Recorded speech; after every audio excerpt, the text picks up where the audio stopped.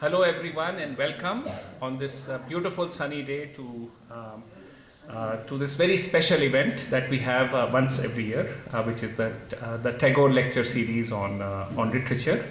Before I announce or a distinguished author, I wanted to just mention the programs, just give an introduction and also talk about some programs of the South Asia program. My name is Iftikhar Dati. I'm the director of the South Asia program. We have a very full and active calendar of events, which is, there's a lot of flyers outside, which you please pick up. We have a lot of events next week. Next week is unusually busy, something like 5 or 6 events, okay, which includes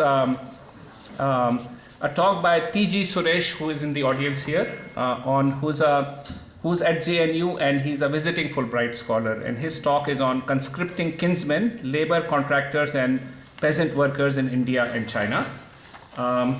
Then we have another talk by Benjamin Shorthall, which is called Pyrrhic Constitutionalism, Buddhism, Secularism and the Limits of the Law in Sri Lanka. Yet another talk on developing climate resilient and migrant friendly towns in Bangladesh to tackle climate migration by Salim ul Haq, and a Hindustani flute concert, which is here, okay. And also a talk by a visiting artist and filmmaker, Shaina Anand, who belongs to a group called CAMP, which is an activist artist collective in Mumbai. And the talk is called Cinema at the Time of More Cameras Than People. And she's also we are also screening one of her films in one of my classes on Tuesday, and she will come in to class on Thursday and talk about this film called From Gulf to Gulf to Gulf, which is really a story of globalization from below, from Kutch to and the Indian Ocean world today. So please join in any of these events that you are interested in. Please take flyers and follow our program. There's also a sign-up sheet. Okay. Okay. So our bulletin will also be. We have an annual bulletin which should be out shortly. Daniel, do we have a date for that or? Next week, okay. It's a production delay. Okay. And I want to mention also that after the talk, we will have a reception, which is right next door. And also, Buffalo Street Books has brought a number of copies of Anuradha Roy's latest novel, All the Lives We Never Lived. There is only a limited number, okay? And so we'll have a book signing as well at the reception. Now, on behalf of the Cornell South Asia program, it's my very great pleasure to welcome you to the AD White House today for this annual lecture series. This is one of our favorite events, typically scheduled early in the fall term in order to brighten our return to campus. In the late 1990s, Cornell Professor Emeritus of Operations and Industrial Research, Narahari Prabhu and his wife, Mrs. Sumi Prabhu, initiated a generous gift to Cornell University, establishing the Rabindranath Tagore Endowment in Modern Indian Literature. The Rabindranath Tagore Endowment was created in order to honor Rabindranath Tagore, a celebrated litteratus and musician and one of the great luminaries of the late 19th and early 20th centuries. In addition, with their endowment, Professor and Mrs. Prabhu sought to, quote, project a strongly positive image of South Asian literature, including non-fiction prose, poetry and fiction from India and other locations in both national and languages and in English. As our former program director, Professor Alaka Basu, and her husband, Professor Kaushik Basu, have noted, and I quote, Professor and Mrs. Prabhu deserve deep appreciation and thanks from the Cornell community for this generous gesture of the yearly Tagore lecture. We are very fortunate that they have decided to share their near obsessive love of literature in general and Tagore in particular by endowing this lecture series. For those of us who know them personally, however, the lecture is just one thing. What we have got to appreciate and enjoy over the years is long discussions on art, culture, and literature, that they are always eager to begin and keep going. And it is particularly striking how this love of literature has made them good human beings in the best sense of the word, open to their world views, tolerant of other points of view, interested in other people and other people's stories. In these times of intolerance and violence, it is wonderful to find in Umada and Sumi this eagerness to know and to understand the variety of human experience. This was written a few years ago. Sumi passed away a few years ago, and Professor Prabhu is well, but he is 94 years old and is too frail to be able to come. And so this is our 11th Tagore lecture, and this is the first time that nobody from the Prabhu family has been able to attend. And I really want to express my appreciation on behalf of all of us to their vision and to their commitment in continuing to endow this series.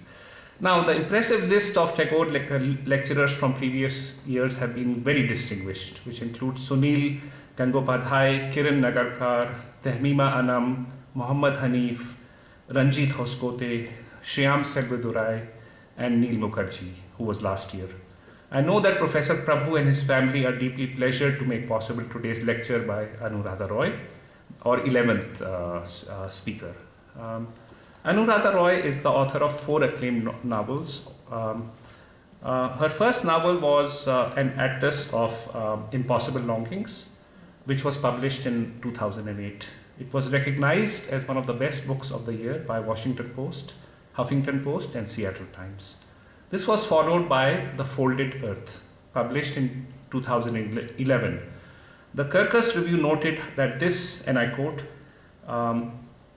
this understated, finely observed book expresses a haunting vision, end quote. It was awarded the Economist Crossword Prize and was also longlisted for the Man Asia Prize. The next novel was Sleeping on Jupiter, published in 2015, her third work. According to the New York Times Review, and I quote, this compulsively readable novel, end quote, and goes on to say, manifests the radiance of Roy's accomplishment. The world she creates is ambitiously imagined, her characters possessed of an inner verity. They remind us on how strongly our identities are forged by our experience, how difficult it is to counter the gravitational pull of our own lives and to escape to new realms. And writing in The Guardian, the author Meena Kandasamy observed that, and I quote, Roy has used the most potent weapon in a writer's arsenal, the form of the novel with its ability to simultaneously be universal and particular, end quote. Sleeping on Jupiter was also very well received. It was awarded the DSC Prize for Fiction in 2016 and was longlisted for the Man Booker Prize in 2015.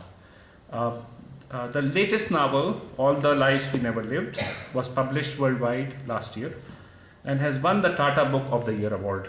It has been nominated for the Walter Scott Prize, the DSC Prize, the JCB Prize, and the Hindu Literary Award.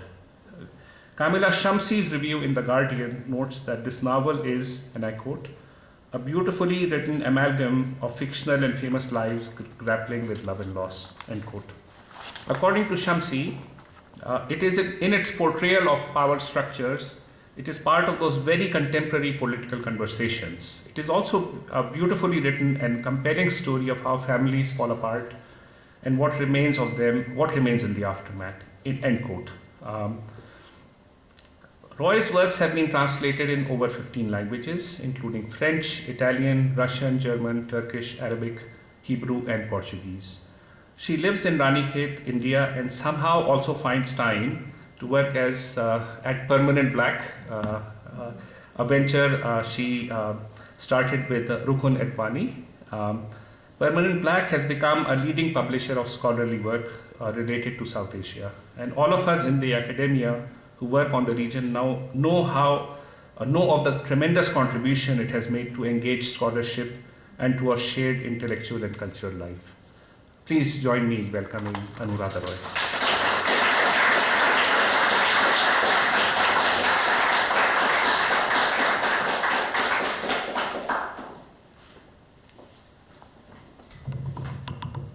thank you, Iftikhar, for that incredibly generous introduction.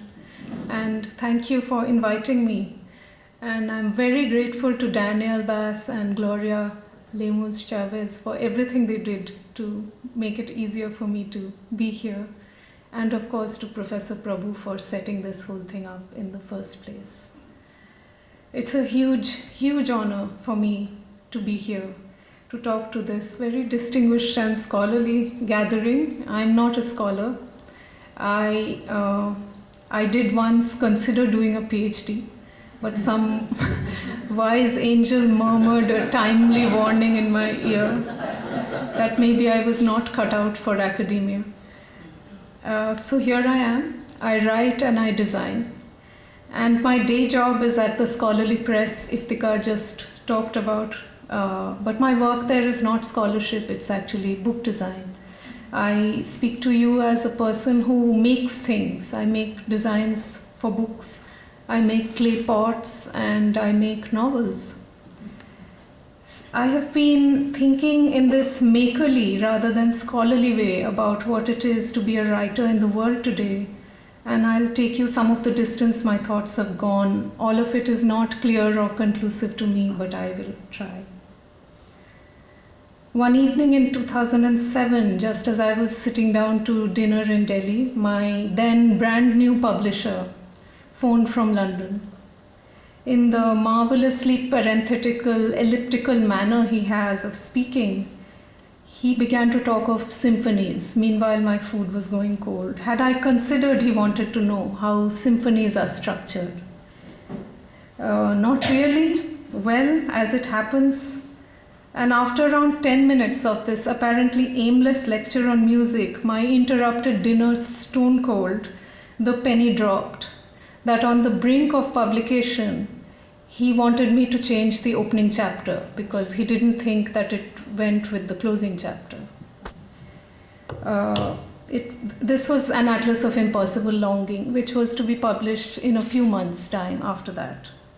So I hung up, I went back to my plate of congealed food. My husband and I were to drive up to our Ranikhet home at dawn. It was a holiday to celebrate the end of my endless novel. And at the 11th hour, there was this bombshell about the opening chapter. And even a novice who never plans to write a novel knows that an opening chapter is different from a closing chapter, because it means having to look again at the entire book. And I could refuse to make the changes, and my publisher, Christopher MacLehose, with utmost civility had said this was merely something he was planting in my mind and I was free to ignore him. And I had never done a creative writing program. I had never been edited before. In fact, the boot was on the other foot because at that time I was still editing books for Permanent Black. And I had my partner and I run Permanent Black, and he read my first draft, and I had just about got used to all his acerbic little notes in the margins.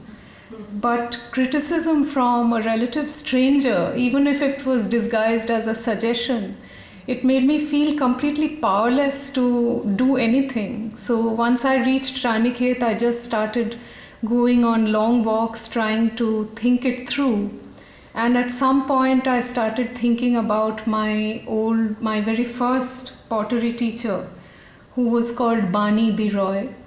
And she was a student of the very great potter Shoji Hamada of Japan.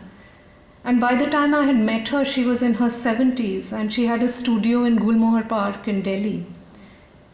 She was very, very stern. She spoke very little. She moved slowly. She had a kind of steel bun that was tied tightly at the back of her head. And she insisted in just practice, practice, and practice. And for 2 months, or however long it took to get it perfect, she would allow us to make nothing but cylinders. And we had joined this class, a few of us, fired up by visions of bowls and platters and vases which would flow out of our fingers But if you tried doing anything but a cylinder, then that room in hot Delhi would just turn freezing cold somehow. And cylinders, for those who don't know it, in ceramics are like the alphabet is when you're writing, because the cylinder is where all creating begins. It's a straight-sided pot, neither bulging nor tapering as it grows taller. It's the most basic shape. It's a tumbler of sorts. And once you've made a cylinder, you can billow it out into a bowl, or you can close it up into an urn, or you can make a rim on it for a lid. You can go with it wherever your imagination takes you, and however far your control of the clay lets you go, which appeared to be a breeze. But for weeks we were struggling with, this mess of the clay turning messier and messier. Finally, something appeared that looked like a cylinder, and I thought Bani would be impressed, but she just gave it a little look and said, throw it out and start again. So when I was thinking about my opening chapter, and as these hillsides fell away under my feet, it became clear to me that what Christopher was saying was that if your first chapter is a pot, then you need to throw it out and start again, because you didn't start right. And that whole experience really transformed my view of how I looked at writing. And I now look at fiction, including my own, as a kind of flowing water that just happened to be stilled, where the editor said, that's it, now you've stopped with that revising and give me the manuscript. And if the picture of that water was taken a little bit later, even a day later, it would have been a little bit different. And this fluidity, just before coming to Cornell, I went to a master potter in West Virginia called Jeff Deal, who runs a pottery called Lockbridge. And he had a completely different way of teaching from Bani. But it was the same idea that he was talking much more about not controlling the clay so much as getting all the life you could out of it, as going with the clay and drawing from its energy to make what you were making. So all these ideas, I feel, feed into the writing as well, because I know that when I write a first draft, like the clay, it has to be fresh and you have to do it fast, or else it becomes just a tired old drag. And potters really learn from very hard experience that nothing they make will please them. You have to improvise constantly. All kinds of things end up forcing you to alter what you had in mind. The clay has its own ideas. The firing takes this uncertainty to a whole new level, where minerals, oxides, gases, air, heat currents, they're all involved in a kind of intricate dance inside a red-hot kiln. And you add to this the power cuts that happen in the hills. So when the kiln is opened, what you thought would be a flawless teapot looks like a warped watering can, and the disappointment can be quite crushing. And you swear you'll never make anything again. But as time passes and ideas crowd your head and your muscles remember what you did with the clay, and you prepare again for imperfection, for criticism, for hundreds of visions and revisions. And this is how I feel it is with making anything, whether it's pots or plots or pictures or stories. And one of the things I made a few years ago were micro stories, which was a commission. It was a very odd commission. It was to write 3 or 4 very short stories of a few hundred words only for a company that sold fine teas. It was based in Singapore.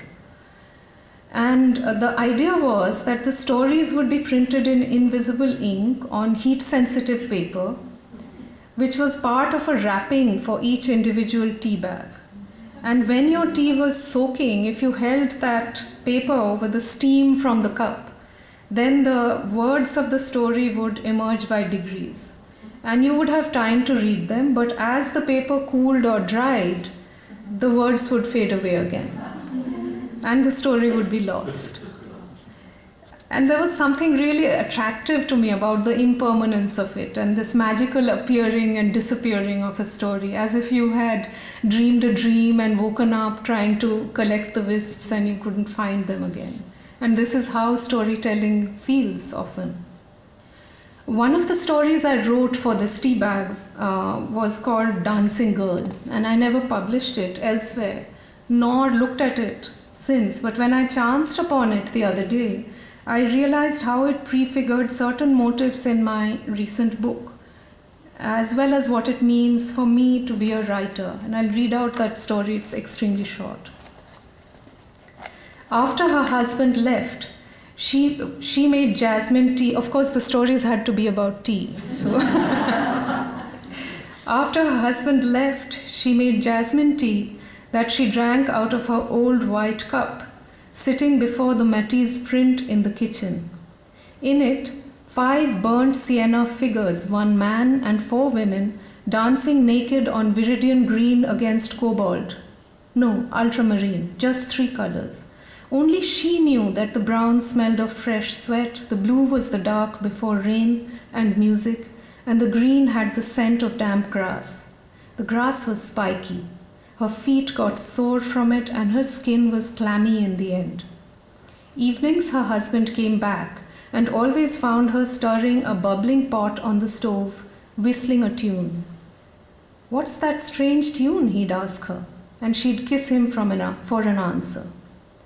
One day he got back too early. She saw him look around for her, then go past the picture calling her name. He never noticed pictures. He didn't see the Matisse had 6 naked figures now, 1 man and 5 women. He kept calling. She could hear his voice across the house and in the garden. She lay panting quietly into the spiky green. Rain blue sky above her, arm around another dancer's waist, brown bodies breathing out sweat. What writing means to me most of all is this parallel universe that is endlessly fluid, involving, and secret, and the struggle to translate it into a language and form that is right for it. And I think this very short story came to me as an illustration of the work of a writer or painter or poet, the parallel modes of existence we habitually occupy, and the way we put our double life to use. It is also a metaphor for reading, because the ideal reader for any writer is one who can completely surrender to a fictional universe and for whom it becomes an alternate universe.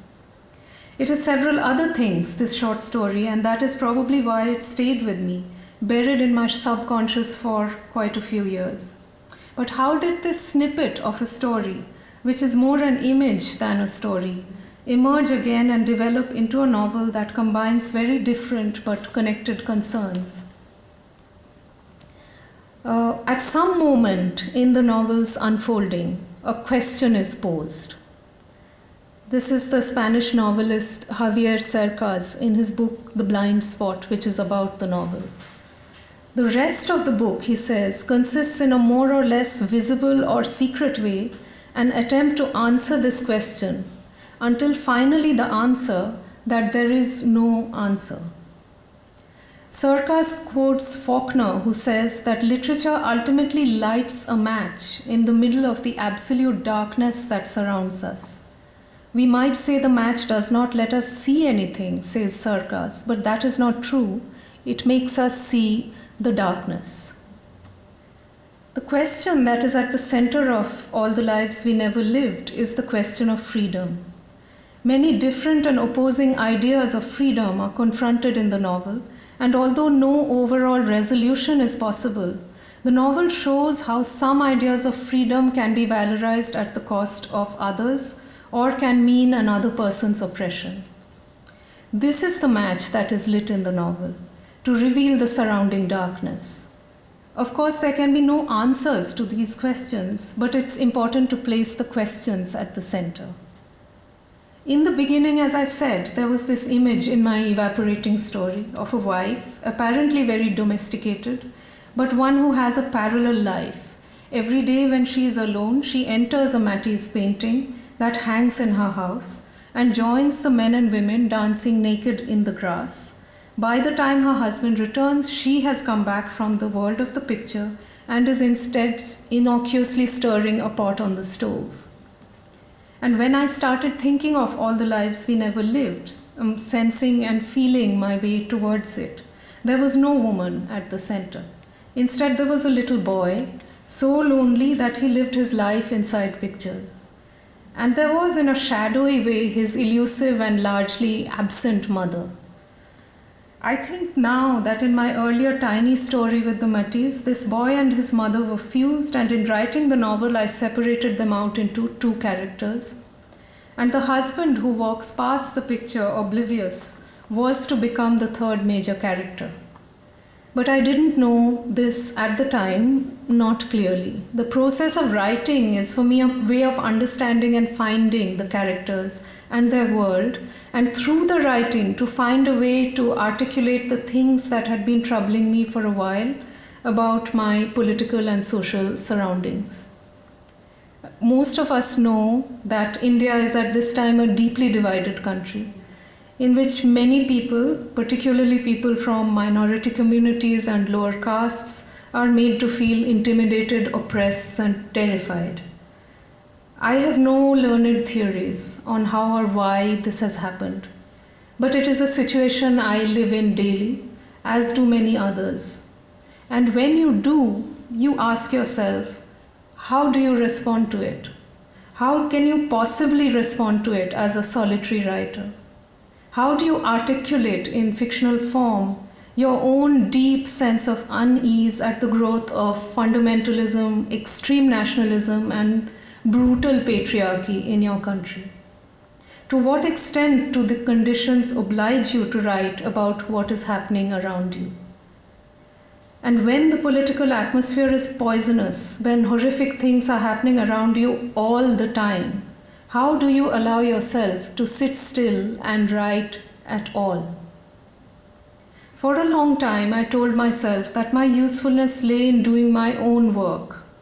But is this true, or merely a way of legitimizing my desire somehow to carry on living as I know how to?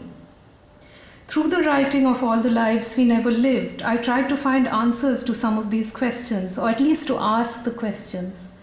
And for me, a series of lights seemed to be showing the way ahead when I found myself before the paintings of the German artist Walter Spies at the Agung Rai Museum in Bali. This is Walter Spies. Fictionally speaking, Walter Spies' life is extremely dramatic and a symbol of both humanism and the waste and destruction brought about by war, hatred, and prejudice. He was a fascinating character, a genius of a kind, an equally brilliant musician, painter, pianist, linguist, who had made a name for himself as an artist and who lived a privileged life in wealthy aristocratic circles in Germany. He'd met Rachmaninoff, Paul Klee, he knew Gorky, he was a friend of Otto Dix. He painted sets for the films of Murnau, but he began to feel increasingly at odds in the post-First World War Germany in the 20s and decided to abandon the life he knew and got into a ship to Java as a ship hand. And future uncertain, he went from one thing to another for a few years, including playing the piano for Dutch people to dance to. He conducted the Sultan's orchestra. It was in Bali, though, that he found what he had been seeking.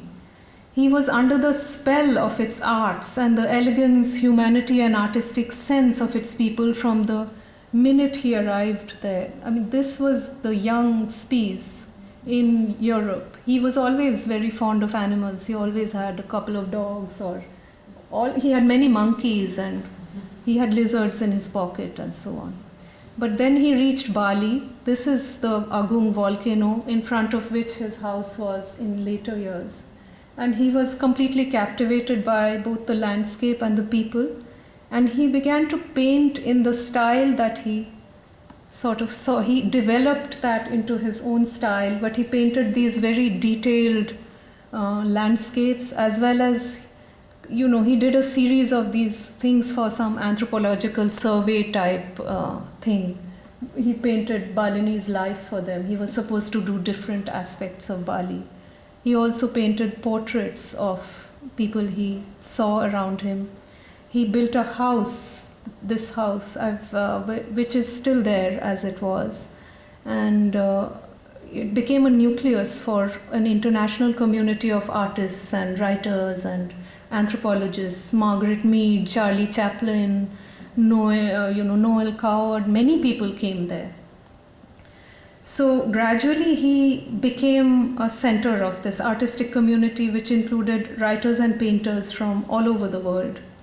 And Spies had wanted to come to India. He'd wanted to learn Sanskrit, but that was never to be, because in 1942, during the Second World War, he found himself in Dutch territory as a German national, and therefore he was an enemy alien again. So he was being sent as a Dutch prisoner of war to Dehradun in India on a ship, and this ship was bombed and he drowned. Most people on that ship died. By the time he died, he had spent 6 years of his life in jail for political reasons, including a witch hunt against gay men. They accused him of being a pederast, but it was never proven. And yet, through it all, he remained spiritedly creative. He altered the cultural landscape of Bali, working with local artisans, and his own brief and dazzling life gave me the hope that times as grim as ours in India would pass and might even leave something good behind. And once it became clear to me that Walter Spies was going to be one of the characters in my book, the book began to take shape as one that would combine fictional and actual figures from history. I wanted them to meet and mingle, and some of it to take place in Bali of the 1930s. I know by now that a fiction writer's burden is to invent her job afresh for each book. And there's this fear of falling into a huge unknown space. And it always feels as if you're starting to write from scratch. You are learning to write each book afresh. But even so, I was intimidated by this particular book, because I'm not a historian. I'm not even a scholar who enjoys archives. The last thing I wanted to do was to write a book that wore its research too obviously. I didn't want the historical material to turn into a cage for me. And at that time I read a book by Janet Malcolm called, I've forgotten that. This is happening to me more and more. I've forgotten the title. But Janet Malcolm, in that book, in examining the ethics of journalism, wrote that the writer of fiction is entitled to more privileges. He is the master of his own house and may do what he likes in it. The writer of non-fiction is only a renter who must abide by the conditions of his lease, which stipulates that he must leave the house, and its name is actuality, as he found it. She goes on to say the writer of non-fiction is under contract to the reader to limit himself to events that actually occurred and to characters who have counterparts in real life, and he may not embellish the truth about these events or these characters. In fact, it is what makes his work so much less arduous. Where the novelist has to begin from scratch and endure the terrible labor of constructing a world, the non-fiction writer gets his world almost ready-made. The hardest books I have written have been my earlier ones, especially Sleeping on Jupiter, which takes place in a fictional town and where the only research I could do was reading the Mahabharata and diaries and papers on sexual violence. With All the Knives We Never Lived, I had a whole world of travelogues, military histories, letters, biographies, memoirs, essays to seek and find. My limitations were language. I read Bengali slowly. I don't read German at all. I had to rely on translations for the German, and I had to get better with my Bengali. Also, despite the joy of discovery, I knew I must not drown myself or my book in a marshland of tempting scholarly finds, which I want to force into my narrative. I had to have the material inside me, but also disregard it and play with it. When I knew one of my characters would go to Bali in the 30s, I began looking for, because my character was going to be Indian, I began looking for Indian accounts of life in Bali at the time. This next slide is of Beryl de Zoet, one of the historical characters in my book, who came to India to write on dance and who was a friend of Spies and wrote a book with him on dance. And this is Margaret Mead, who the two of them couldn't stand each other and called each other names all the time, but they were both there at the same time. I'm trying to reach the next slide, which has, this is Rabindranath Tagore here. So my first find was Tagore's Letters from Java. But from it, the treasure I stumbled upon via one of his asides, because Tagore said in Letters from Java, I am not really looking at the food being cooked or the plants being tended because Shuniti is doing all that. So this was a giant travelogue written by Shuniti Chatterjee, a scholar and linguist who had written about his travels with Tagore in that region in 1927. It was almost a day-to-day account, finely observed, richly, it's so rich and detailed. And someone who has the Bengali needs to get, it's 700 pages long, but I wish someone would translate some of that into a... So I scoured the pages for references to something I had encountered when I had dug deeper into the life of Spies. I had read in various places that Spies and Tagore had actually met and had come to know each other. Shuniti Chatterjee does not mention this meeting, but after much searching, I found a letter that Spies had written to his mother in great excitement about Tagore's visit, and he planned in that letter to go someday to Shantiniketan and the University for the Cultivation of the Arts that Tagore had founded in the 20s in Bengal. He had founded the university with the stated aim that it would be one nest for the world. It was planned as a world university where scholars from different nationalities would come together. But why had Tagore gone to Bali?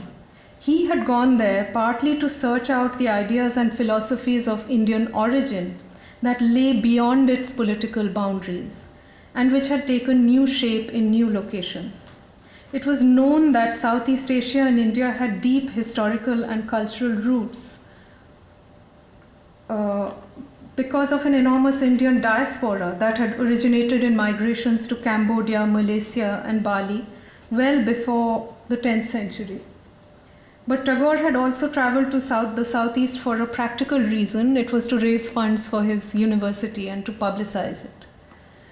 According to an essay by the historian Arun Dasgupta, Tagore's visit to Indonesia was to encourage cultural exchange between the two countries, to bring students from Southeast Asia to India. It was a privately organized visit. It was supported by a cultural organization in Batavia and by a few enlightened Indian businessmen. In reply to Tagore's call for a meeting of East and West, as he envisaged at Shantiniketan, a young nationalist Javanese asked him whether such a union was possible, given the imperial dominance and exploitation of the West. And Tagore replied that there could not be any worthwhile union along the path for universal competition for power and material goods, but that a meeting was possible on the intellectual and spiritual plane through an effort to understand one another. And there's a very amusing illustration of this in Shuniti Chatterjee's journal, where he describes Tagore. In this earlier picture, he is with the Raja of Karangasem. And the Raja of Karangasem and he had to drive together a long distance, and neither of them had a language in common. And at some point, the Raja saw the ocean. At certain points while driving upland in Bali, you can see the ocean below. And he said, Samudra. And Tagore understood that, so he nodded. And then the Raja was much enthused, being eager to communicate with his guest, who was really grand by then. He'd already won the Nobel Prize and everything. So he started rattling off every Balinese word for ocean. And those who know Bengali, Tagore writes, "Uni সমুদ্রর প্রতিটা নাম আওড়াতে শুরু করলেন."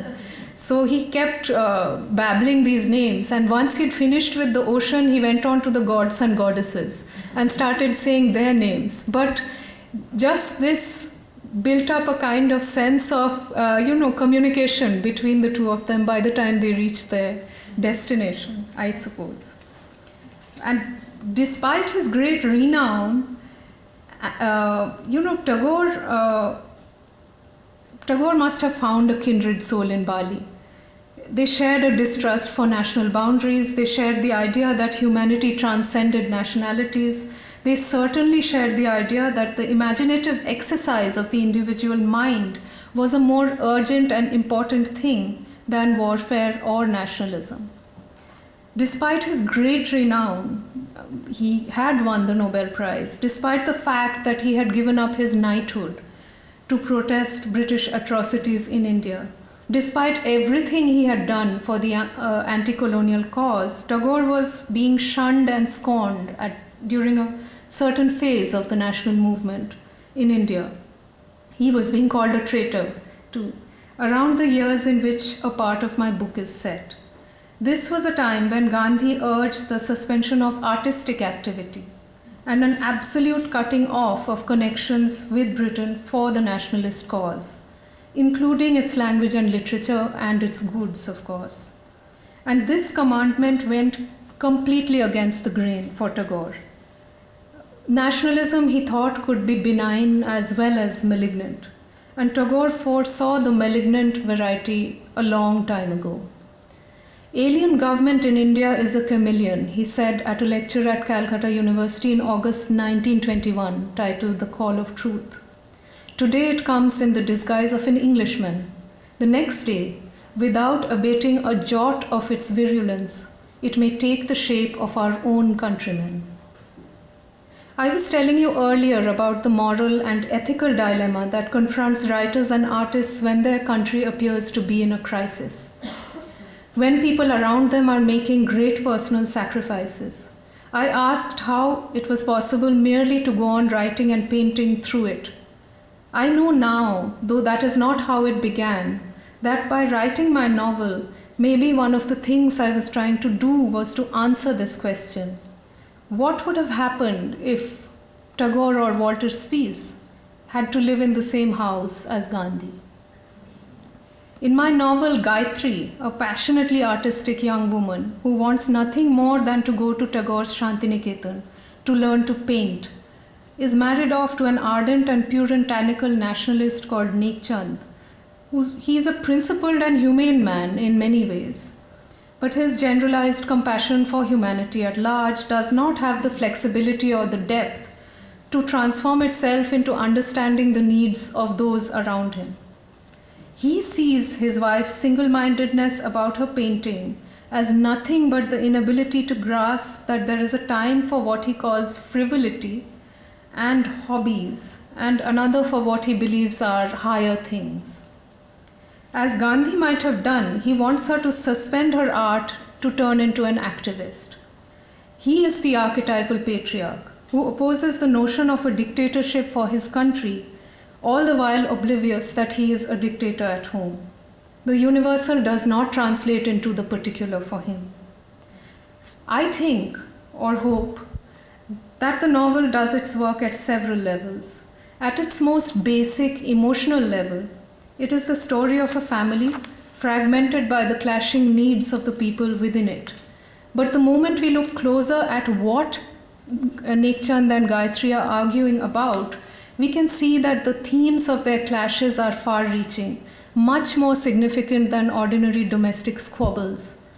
This part of the novel is set between the 20s and 30s, and the introduction of Spies and Tagore as characters in the book brings the world into their home and enlarges their private battle into one of a fight for principles, a way to live in a politicized world of competing demands. At another level, the novel is about a battle against patriarchy. The woman who leaves the home and her child in the novel does not do so for love. She does it because the puritanical oppression at home stifles her imagination, creativity, and her whole idea of what existence means. In this, she finds a comrade in the fictional Walter Spies, whose historical reason for leaving Germany had been similar. He had felt out of place, constricted, surrounded by people he thought were regimented and without feeling.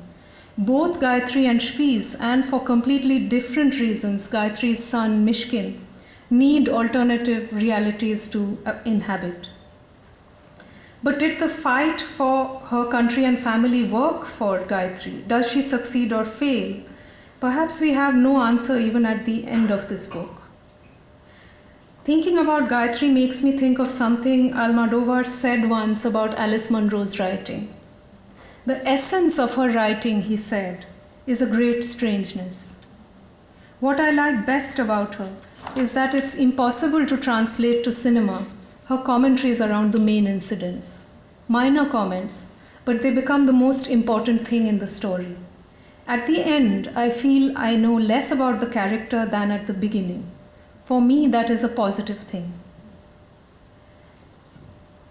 In a sense, the very contradictory reactions I've had from readers makes me feel my characters do have a life outside the book's pages and they don't fully give themselves up. And this not knowing, this possibility of looking at the same characters and incidents in different ways is unsatisfying for many people. But I've always maintained that certainty is nothing that literature offers us. And books like Jacob's Room, which ends like that, can live for years in our mind because of the uncertainty in the end. And to return to All the Lives We Never Lived, if I think of its final layer, the one that takes in all the others, it is the weaving in of the life and death of Walter Spies. The novel shows us how the forces of history can overwhelm individuals, however strong and principled they are. Spies put a great physical distance between himself and Germany because of his unease with the country. Yet, in the end, in a bitter irony, it was his German nationality that he had been trying to escape all his life that became his enemy. And he, to me, is the archetypal tragic character, crushed by distant events that are working inexorably to find him again. And this is how war becomes a destiny for many of the characters in my book. And it is in this sense that situations and characters in the novel, despite it being set in the past, have striking parallels in the present, in which people find themselves, people like me, we are trapped in baffling and violent political events that can and will destroy us. Drawing on these historical parallels is a way for me to reflect on my present, to do one of the things I think a writer can effectively and truly do in a fraught political situation, to merely to respond to it through her writing. All of this might make you think I write fiction that is directly political. I don't. But as we know, writing is inevitably political. The whole shape and force of a narrative makes clear the politics within it. We also know that it is not only writing, how we live is a political act too. And what sustains us through complex political dilemmas is that we have a sense of mountains hidden by clouds. And when I see that, I'm thinking of the view from my window. In the mountains at home, you can see the lower green hills every day close up, but on some days the further off blue ones reveal themselves. And on clear winter days, the white peaks appear, floating in the sky. And there are many things for us, it reminds us, in India to rejoice in, even if they are often crowded out by urgent troubles. As anywhere, when we are hemmed in and harassed from all sides, we try to keep those other things in view, and we carve out a shell for ourselves, if that is at all possible, to keep the world at arm's length, even as we try and make a difference to it. Mishkin Rosario, my narrator in All the Lives, creates his shell out of his trees and his dogs. He is a horticulturalist. For the millions of refugees coming during the partition of India, he plants flowering trees in the resettlement colonies in Delhi. In his own town too, he plants public gardens and avenue trees. When construction and road work threatens those trees in his old age, he goes from door to door with a petition trying to stop their destruction. At most houses, they banged the door in my face, taking me for a robber or a detergent salesman, he says.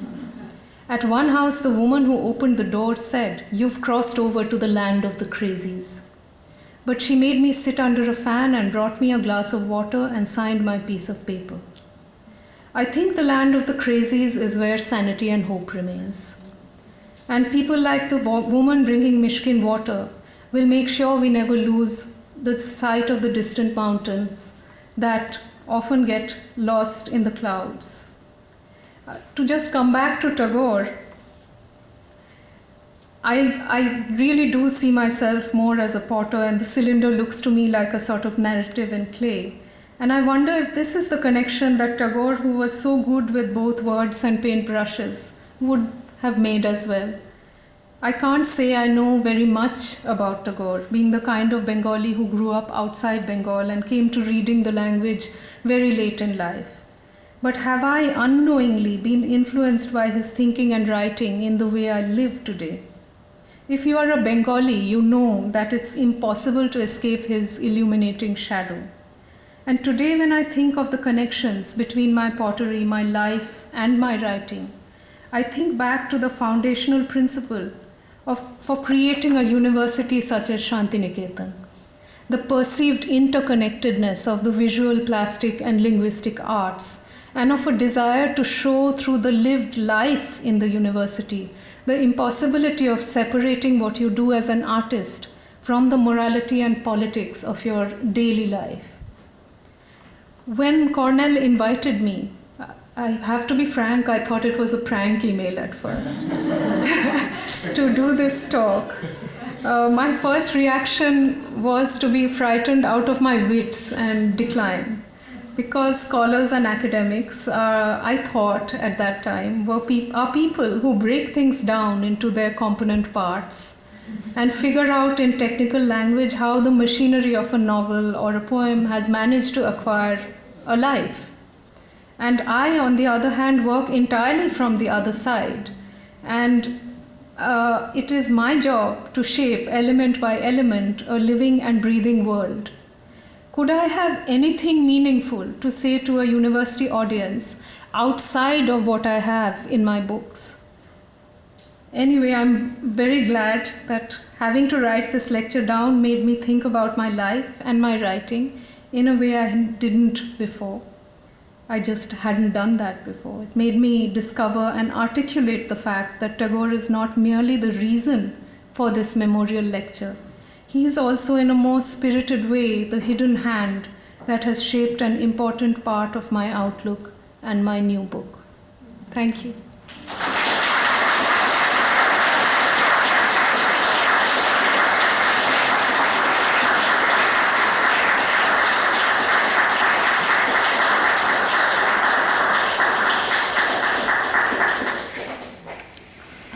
Is there a question? Yeah, Nina is. We take comments, questions from them.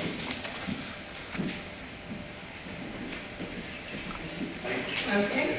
So as one of those characters, right, who as a scholar of literature you imagined as somebody who breaks apart I wanted to ask you, first of all, thank you. This was beautiful. Okay. And I'm a comparative literature professor. Yeah. For me, it was particularly evocative because I think that the same forces that you're talking about work out also in, basically all of the ways in which we relate literature to the world, also into the tension between, what can we lay claim on, will some waltz around and claim for ourselves vis-a-vis, things that float, right? And so being of that relationship myself to my discipline, I think that even your relation to Tagore as you described it, which is mediated, it's not like this, I'm the authentic Bengali, therefore I have a direct through line to your great poet. I just love that because so much that is interesting in the world is mediated, is secondhand, is distant. So that's very interesting. And this book seems to be the perfect embodiment of that. And there are shadows in Tagore. I wrote about Tagore for the first time in my life 2 years ago in the context of a correspondence he had with W.B. Du Bois. Yeah, of course. Yes, and was published in the journal Crisis, which was one of the newspapers of the Harlem Renaissance movement. Also in the late 20s, and precisely this. And I was thinking about how wide this network is that you are trying to trace. I had a supplementary question. Is Mishkin from Dostoevsky's Idiot? Yes, in fact, it says so in the book that his grandfather, it's his grandfather's pet name for him, and the grandfather says that this is a boy in the Idiot, and the little boy says, but I am not an idiot, and his grandfather says, idiots are what make the world human. So, Yes. Thank you so much for this. It was a beautiful lecture. I have spent a lot of time actually in Indonesia, actually in Karangasem at that palace where that photograph was taken. And one of the things that Indonesians, and particularly Balinese in the royal family, say about Tagore's visit and the memory of his visit is that he repeatedly said to everyone who would listen, I see India everywhere, but I don't recognize her. what he found really, what he would say, according to Suniti Chatterjee, is that he found traces of an India that India had lost. That these were like, if you layered translucent paper one on top of the other, because in many parts of Bali they would find actual physical buildings that were extremely old, or they would find Hinduism in a very different form, and Hindu rituals in a very different form. So all these things made them realize that in traveling to Southeast Asia, all of Hinduism had altered and yet kept something that India had lost. Yeah. So I love your connections to the letters, and I've been working actually with the letters between Claire Holt, who taught here at Cornell in the 50s. She was close friends with Beryl Dessau. There's a whole exchange of letters between them that are actually here at Cornell. And also the love letters between Claire and Wilhelm Stutterheim, who is the one who had paint the paintings that you presented earlier. So I would love to talk with you further about those letters. Because I think the mediation, the way you are utilizing them, is something Spies would completely have embraced from everything that I've read in the German. Absolutely. So thank you. Oh, thank you so much. Somebody. I'd like to ask about your discovery, the immersion that you had into the world of these characters, how you come upon Walter Spies and then Beryl Zoot and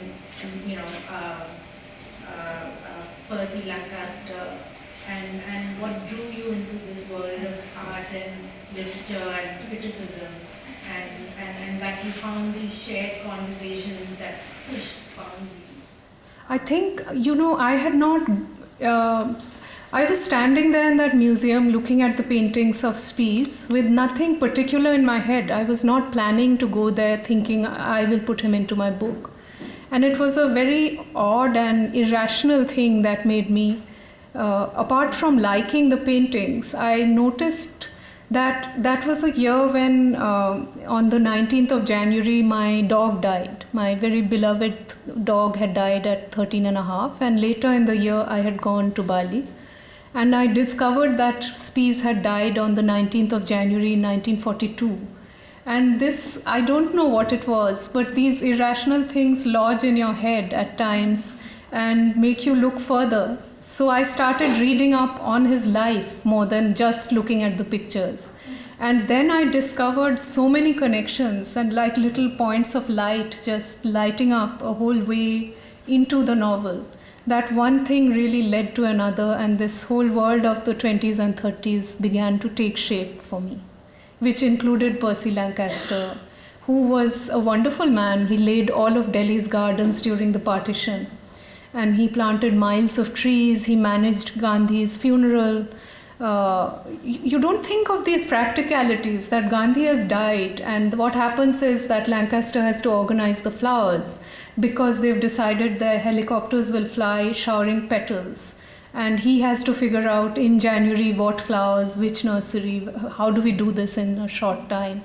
So all these sort of particulars of the life there and how it built up into this tapestry of, politics, art, the way people connect with each other, that's what made this world happen.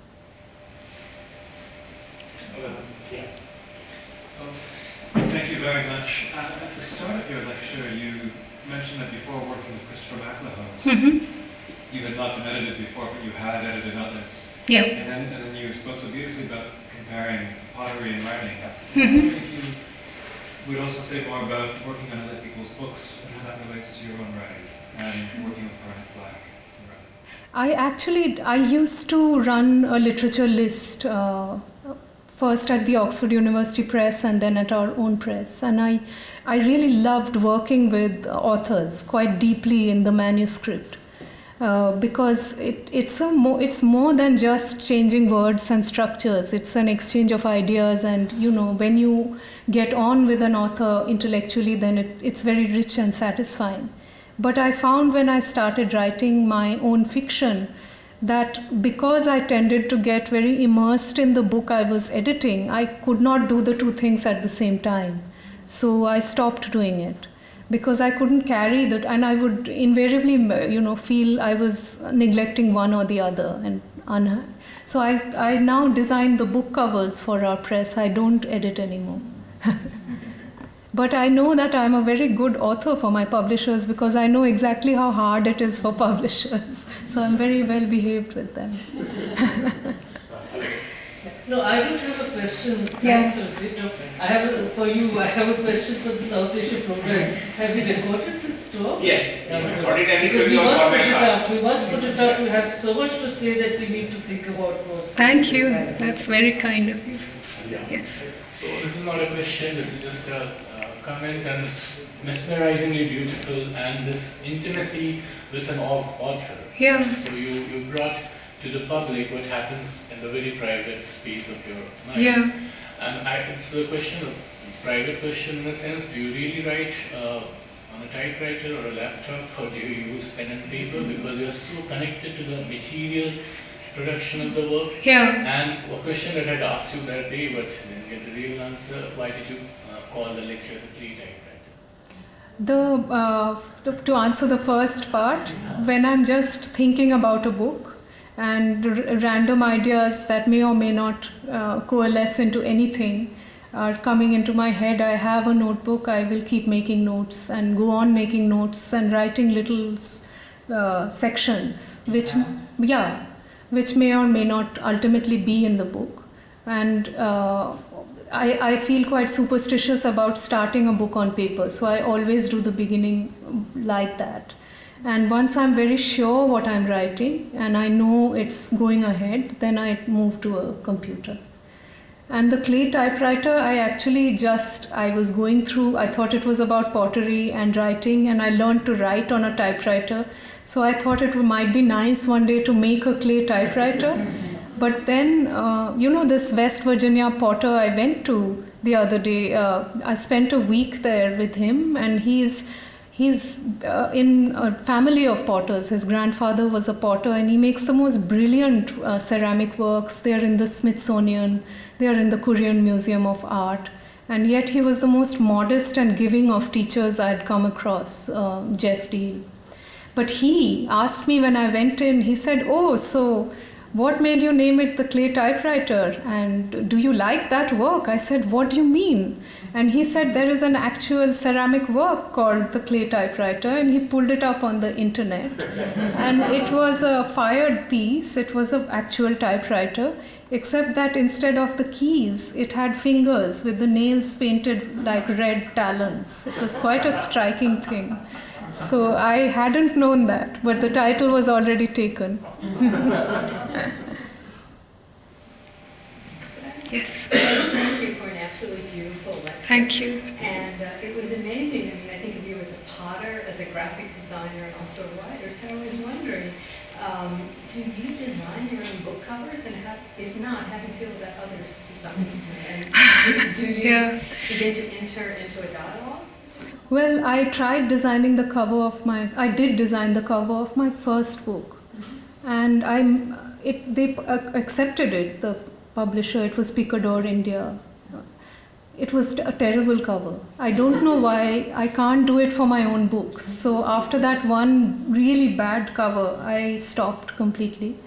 And the British designer is actually a Colombian woman who's an artist.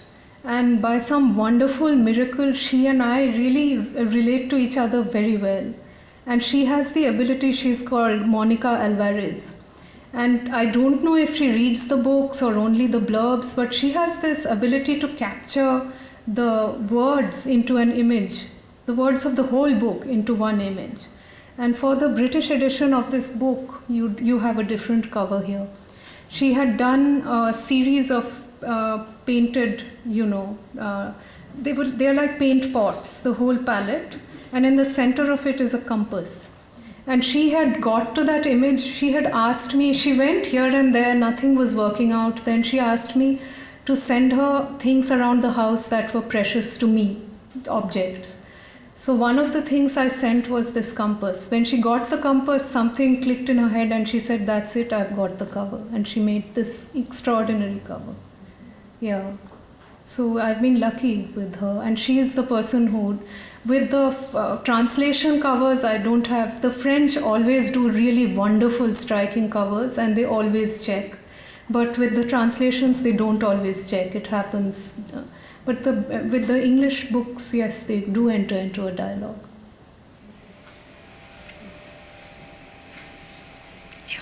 In this country, every beginning writer is forced to look at the book agent as the pinnacle to their career.